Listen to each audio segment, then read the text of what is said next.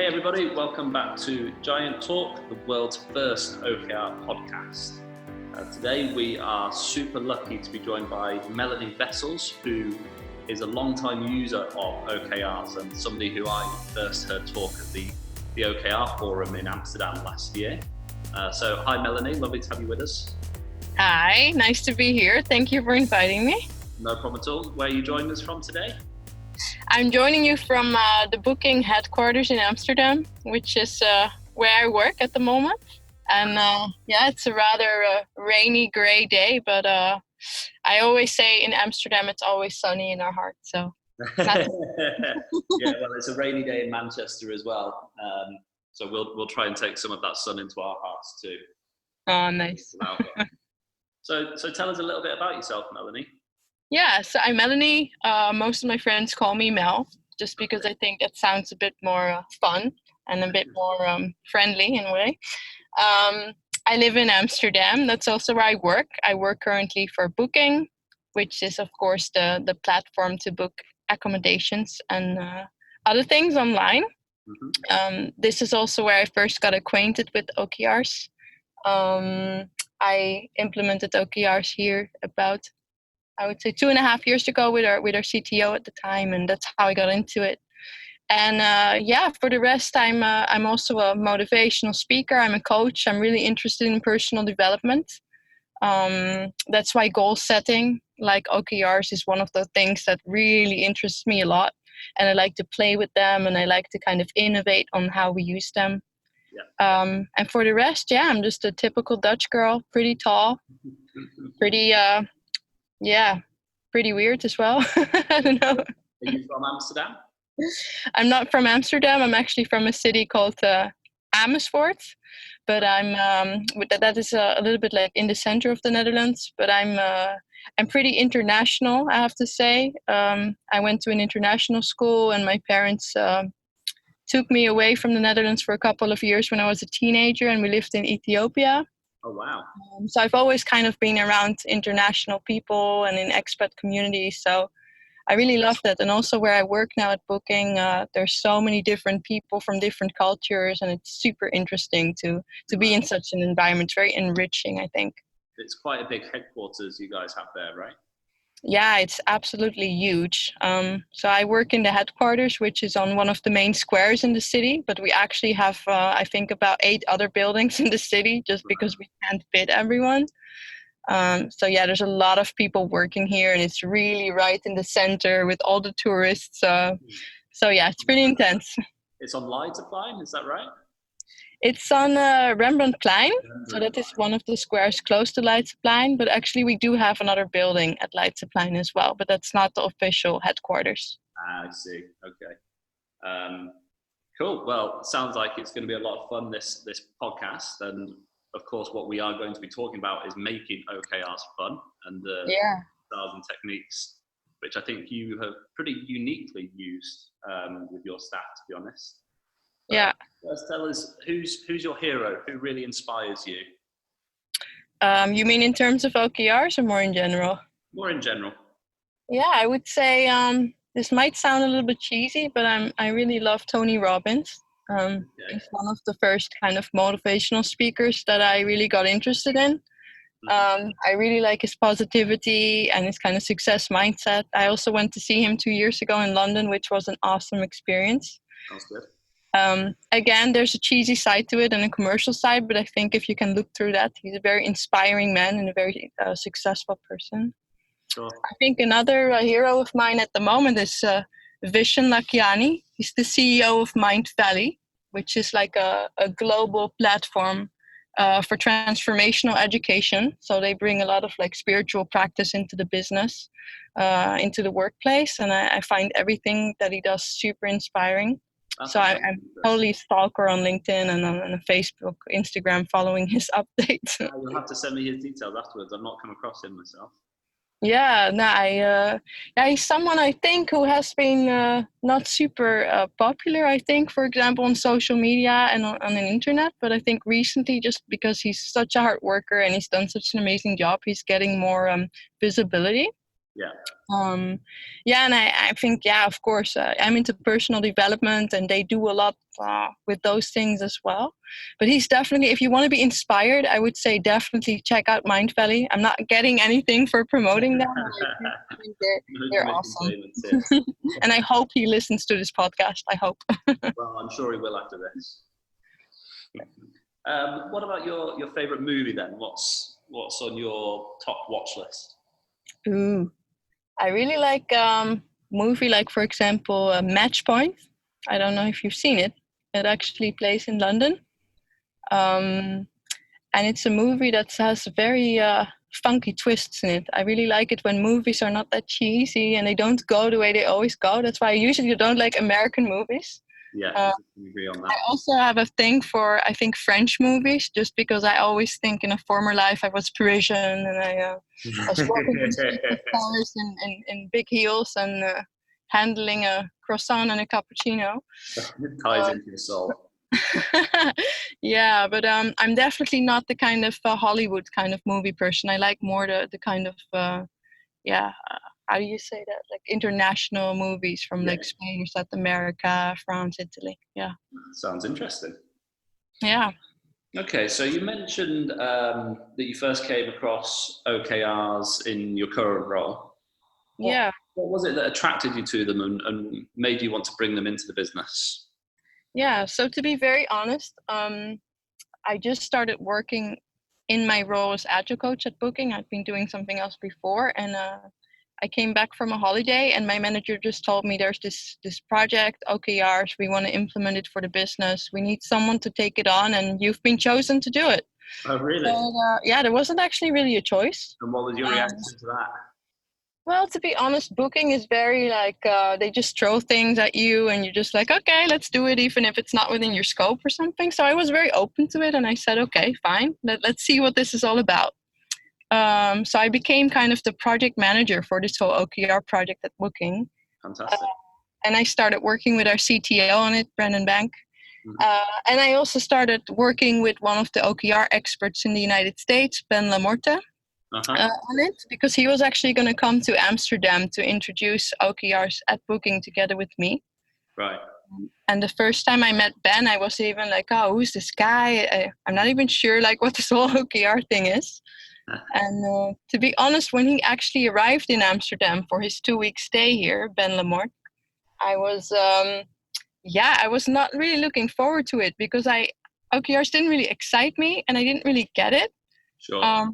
But we went for dinner that night, Ben and I, and he took out a napkin and he said, Mel, what's really important in your life? Like, what's your priority? What do you want to achieve? And that's when we started to write personal OKRs for me on a napkin. And that's why when he got me into the OKRs thing, because I was able to relate it to myself and to my personal goals. And that's when I got excited. And that's how I became really, like an OKR ambassador and an evangelist, let's say. Okay, amazing. So are you still using OKRs in your personal life now? Yeah, definitely. I love it. I find it really a good way to, not set something like a New Year's resolution. Like you can be more specific and you can really check in every week to make sure you're actually making progress. So I definitely use them for my personal life. That's fantastic. You're the only person I've spoken to who has translated it out of the business into the personal life. And I think it's a great idea. Yeah, and again, I think if we talk about making OKRs fun, right, I think one of the first things that people should do or should want to do when they introduce OKRs somewhere, whether it's in a business or even, at a school or something, is just to help people practice OKRs by first relating them to personal goals, because I think then you can kind of get the hang of it. Then you can get excited. And once you understand how to use them in your personal life, it's so much easier to implement them in a business environment. That's so interesting. So how long do you encourage your staff to use OKRs in a personal life before you bring them into the professional setting then? Yeah, so what I usually would say is to take maybe like a quarter, maybe a little bit less, half a quarter, to write some OKRs for your personal life and to see how that is going. And also just to struggle a bit with failure or having success or writing OKRs that are maybe way too ambitious and you're not able to reach them, or making them way too easy. Yeah. And I think once people get a feel of that, then it's really easy to then translate them to the workplace. Yeah. So I would say a quarter, couple of weeks. I think most important thing with OKRs is that you need to give people some time to really start to understand them. I spoke to someone this morning who was saying like, oh, I did a OKR session with a company and it was really hard. Like people didn't get it. I felt like I didn't explain it right. And I told him, hey, I've been in that place many times. And Sure. people always think the first time you come here, everyone gets it. It's going to be amazing. It's going to be a party. But it's not like that at all. The first time it's really hard and it takes time. It really is, yeah. And we're yet to work with a company who have managed to implement OKRs at the very first time in the very first quarter and get it perfectly right. Yeah. I would say it's impossible realistically. Yeah, I also think it takes maybe a year or 3 quarters for a company to really get the hang of OKRs, to get the ceremonies right, to understand how to cascade them properly. And I think most people just want to be too perfect about the whole thing. And I always say try to be imperfect, because that also just gives you this little bit of relaxation that you don't need to be so tense about them all the time. Absolutely. So have you seen any crazy examples of OKRs that people have used in their personal lives? Oh yeah, definitely. I've seen people. It's really nice because when people start sharing them, you also get to know people better. Yes, So yeah, absolutely. I know people who wanted to go like on helicopter rides, or people who wanted to travel to all the different countries in the world. Um, there In was a 2 weeks. woman. Yeah, there was like a woman who wanted to completely change her dress style and become a minimalist. For myself, I've used it a lot on, for example, making my home more comfortable Yeah. and getting like better, more relaxing items into my home that made me like be able to kind of chill at the end of a busy work day. So yeah, I've seen a lot of really cool stuff. I have always thought, ever since I first came across OKRs, that it would be a perfect way to monitor and track process for exercise and gym routines and things like that. Absolutely. Yeah, Mm, absolutely. The only thing I would say is with those things is that it sometimes can get boring the Yeah, way you write them. So that's actually another way I think it's important to make OKRs fun. Is important to use language that is very inspirational to you, right? So um, if I can just give an example of an objective, for example, for a website, you can say the objective is increase the number of images on our website or something. But you can also say create a magical visual experience, or you can use words that really speak to you. And I think when you do that, you get more excited about your OKRs and you're more likely to achieve them as well. I think so too, and I think that really increases the collaboration on them, because would you rather work on a project that said add more images to a website, or something that allows that little bit of flexibility and creativity to create a magical dynamic space? Yeah. And also, are you just increasing the number of images, or are you like doing this to enhance the user experience, right? Because there's the user, and this person needs to be kind of the center of your attention when you're creating something. So yeah. Absolutely. I just want to pick up on something that you mentioned before, which is getting comfortable with that idea that you might fail with your OKRs. Yeah.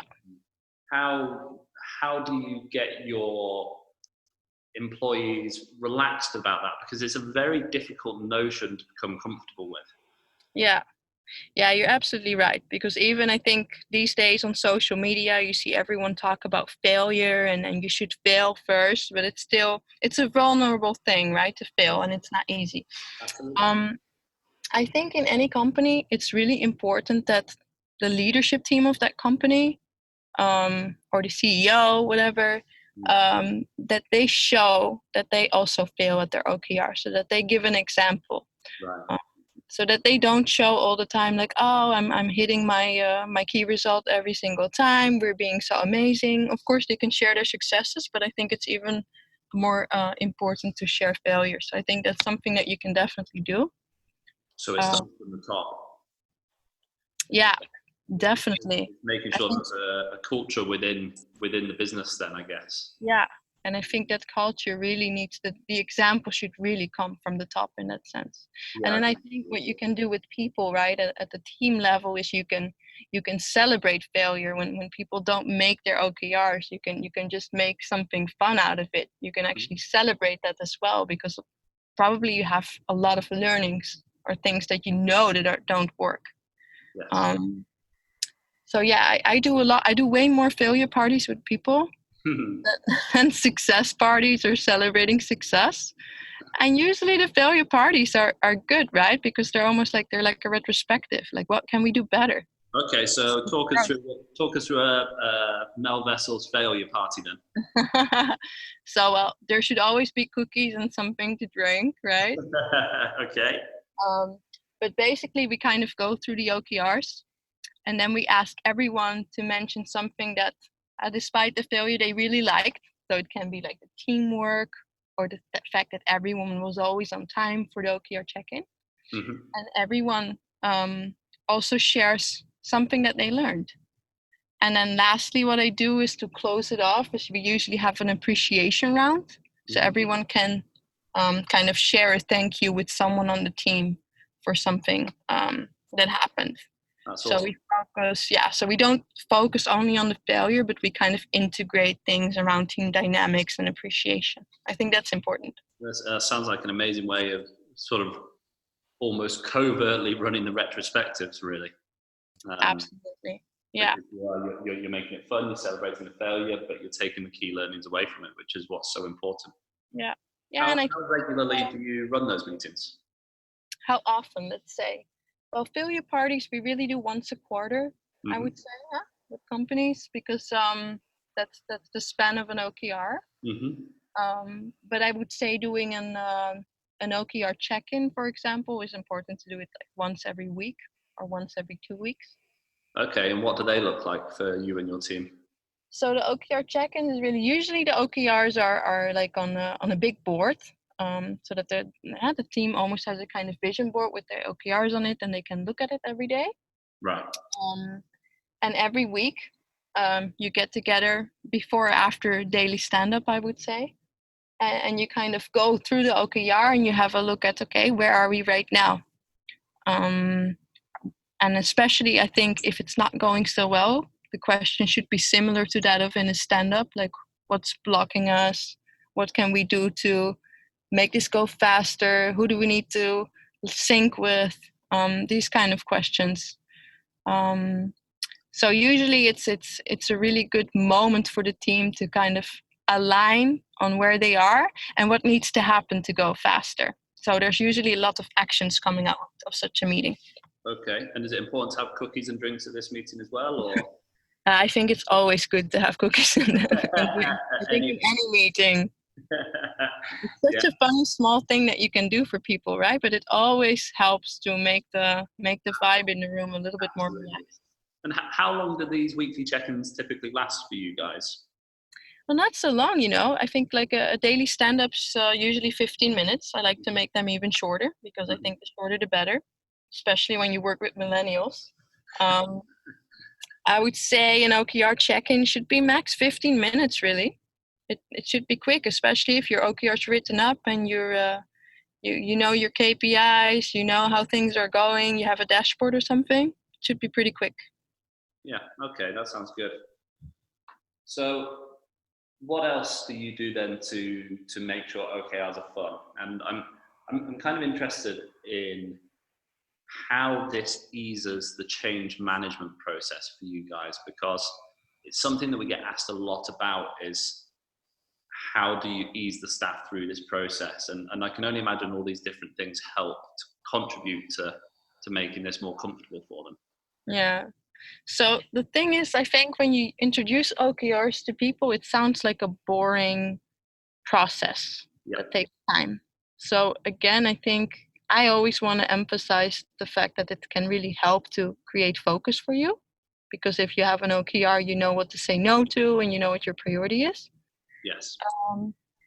And I think it also helps because you you have a kind of purpose as a team now, right? Because also your OKRs are usually linked to your bigger goal. People wake up in the morning, even if it's rainy in Amsterdam, even if it's gray, and they think like, yeah, I know how I'm contributing because I have my OKRs. I know what I'm working on.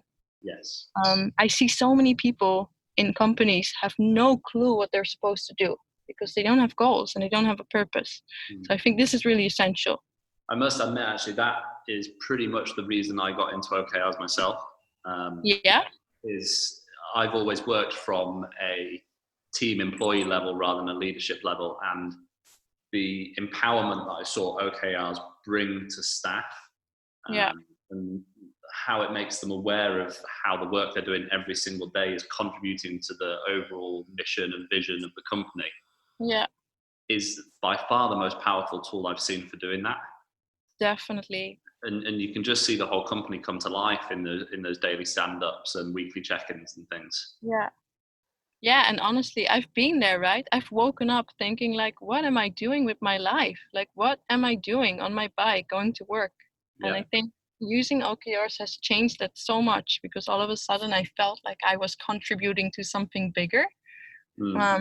So yeah, I think in that sense, it's so good to have them. And that's amazing to hear. I work in a company of 3 people, and you work in a company of God knows how many people. How many employees are there at Booking.com in total? Oh, too many. More than 17,000 worldwide. And how many using OKRs? Do you know? God, it's hard to know because we don't say you have to use them. You can choose to use them. Right. But I would say enough for it to be having an impact. Yeah, enough for it to be having an impact, I would say. Yeah. No, that's just so cool to hear, that it's had that impact for both of us from completely separate stances on OKRs. Yeah. Okay, so have you got anything else that you want to share with us from your experiences? Really, just about how to introduce OKRs to somebody that's new to the company, has just been onboarded, and has never come across the OKR concept before. Yeah. I think again what's important is to not introduce it as another process, because I think especially when people get onboarded, they already get like so many things that they need to remember, and I think the best way really to introduce OKRs is to use them in your personal life, right? But I think to also have a lot of examples of that, like have examples from people in the company that use them in their personal life and how they have actually helped them. And then I think there's a lot of fun things that you can do on team level, when there's a new person in your team, to get them like into the onboarding experience, to kind of tell them how each team is unique in using OKRs, because they all have their own little ways of doing things. And to kind of make that person part of it. Like, for example, I don't know how like, for example, at Booking and in other companies where I've worked with OKRs, we usually use a kind of scoring methodology that was introduced to me, at least by Ben Lamort, which is every key result can be kind of split up into a 1.0 key result, which is kind of the highest achievable key result, a 0.7 key result, which is kind of like that's a target. You hope to get there, and the 0.3 key result, which is kind of like if you keep doing what you're doing, then that's where you will end up. So you can use the numbers that I just said for that, like 0.3, 0.7, and 1.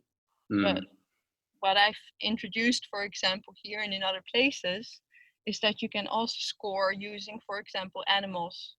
So the 0.3 can be a snail, the 0.7 an ostrich, the 1 can be a jaguar. In places where a lot of millennials work, I'll introduce like a hipster version. Like the 0.3 can be like a ginger tea, and the 0.7 a matcha latte. The 1.0 can be a kombucha. You can make it you can make it as funky as you want, or you can use dishes or food. And I think it's also nice that every team has, so they have their own way of scoring and their own way of doing the check-in. but they also all have their own OKR board. So that can be just a board with maybe the OKRs written down on it. That's the most standard one, but you can also have an OKR board with all kinds of pictures of what the team will look like when they reach them, like all kinds of colorful images, almost like a personal vision board, but then for your team. Okay. So it's really about bringing it to life through bringing it to life, yeah.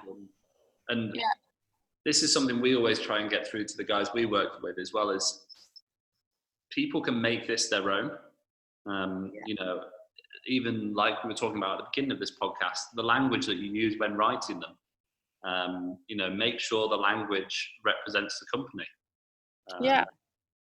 We often say to people will joke when we tell them to write an inspirational objective, and they'll go, well, you know, we'll put the F word in here and, you know, make it super powerful and impactful. We go, well, if you use that sort of language in your day-to-day, that's no problem. No. You know, if colourful language is a part of your company culture, we're not going to tell you not to do it. Definitely. It's all about making them your own. And I think that's really the message that's coming through in this podcast, isn't it? How can you bring it to life within your company? Yeah, and I think especially with the methodologies around OKRs that I teach, I tell people, like, I present you with a buffet of choices, right? A buffet of different things that you can pick and choose, but you don't have to go for everything. You can pick the vision board, and you can pick this scoring with animals, but you don't have to. You can do it your way. Yesterday I tried something quite hippie, which is actually we were with a team and we meditated together on an OKR. So we actually kind of had a mantra around it, and we kind of visualized that we would get there. And I think these kind of practices, like, this is a team that's very open to those kind of things, and I think this will really help them. But there are also teams with which I would never do that, because I think it would just make them cringe if they hear that we're doing this. Sure. So just personalize it also to the customer, which is the team in that case. That's awesome. I was going to close by asking you what the one piece of advice would be that you would give to make OKRs more fun with somebody just starting to implement them within their business. And I think we're starting to touch on that here. Do you want to expand slightly? Yeah, well, I think I wouldn't necessarily maybe call it to make it more fun, this one, but I think it does help to make it more fun, because what I would give as a piece of advice is really start small with your OKRs, as in just write one objective with one key result.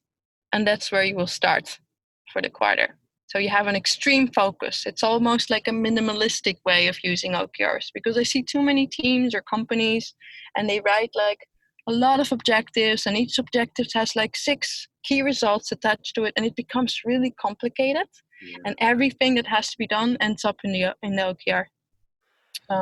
I think this extreme focus is super important, especially in companies, you know, like big corporates or startups where there's so many priorities. I think it's essential to really create this laser focus for yourself.